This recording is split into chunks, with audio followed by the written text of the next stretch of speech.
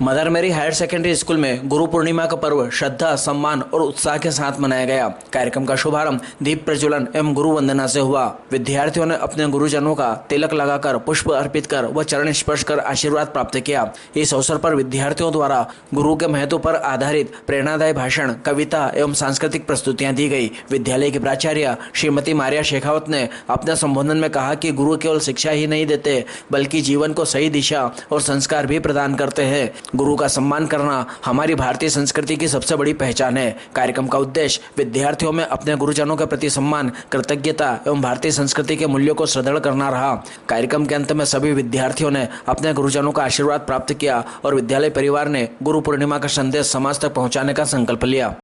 में दो होते हैं, एक टीचर होते हैं, एक स्पिरिचुअल होते हैं। पर अभी हम स्टूडेंट लाइफ में हैं तो हमारे लिए टीचर ही हमारे गुरु हैं।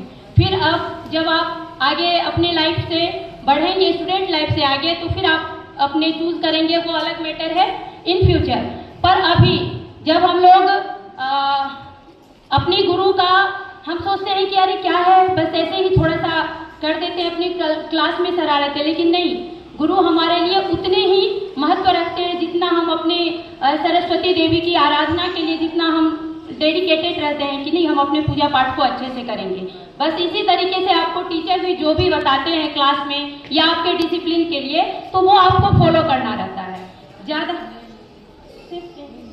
Vice principal sir, honourable teachers and my dear friends, Guru Drona और एकलव्य कहानी।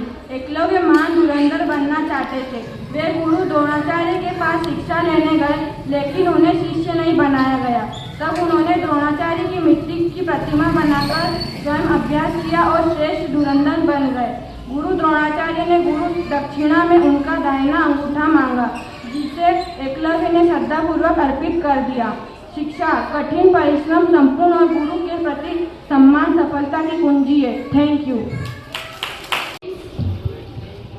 गुरु सम्मान संकल्प। चलिए, मैं अपने सभी गुरुजनों का सम्मान करूंगा। बोले सब। मैं सभी गुरुजनों का सम्मान करूंगा। उनकी बातों का पालन करूंगा। विद्यालय के नियमों का पालन करूंगा तथा अपने व्यवहार से सम्मान करूंगा। धन्यवाद।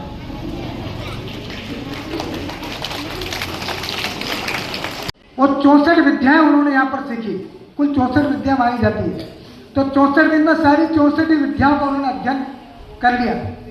बलराम जी के साथ में, अपने मित्र सुदामा के साथ में। जब विदा होने का समय आया तो कृष्ण ने कहा कि गुरुदेव, मैं आपको दक्षिणा देना चाहता हूँ, गुरु दक्षिणा, क्योंकि जब तक गुरु दक्षिणा नहीं दी जाए कोई भी काम, विद्या सफल नहीं होती है। गुरु ने मना कर दिया कि आपको पढ़ाकर मैं धन्य हो गया हूँ, इसलिए मैं परमात्मा आपसे कोई दक्षिणा लेना नहीं चाहता। गुरु माता की ओर देखा कि गुरु माता, आपकी कोई इच्छा हो तो बोलो, मैं आपको दक्षिणा, गुरु दक्षिणा दिए बगैर यहाँ से जाऊंगा नहीं। बहुत आग्रह करने पर गुरु माता ने कहा कि मेरा एकमात्र पुत्र था और वो भी मृत हो चुका है, मैं उसके दर्शन करना चाहता हूँ, फिर से उसको देखना चाहता हूँ, उसको आप जीवित कर दो। कृष्ण ने कहा कि वो तो मर करके स्वर्ग चला गया, वहां से कैसे लाता हूँ, यम महाराज से लाना, यमपुरी से वापस उसको लाना संभव नहीं है। उन्होंने कहा बस मेरी और कोई इच्छा ही नहीं है।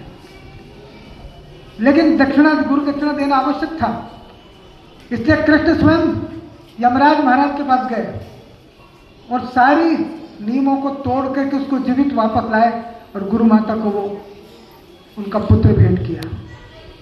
यह गुरु शिष्य परंपरा। इसके बाद देखिए बता गुरु बनेंगे, है ना, तो सब बच्चे यहीं के ही खड़े रहेंगे। इंदर सर, आप प्लीज यहाँ पे आ जाएंगे स्टेज के आसपास। और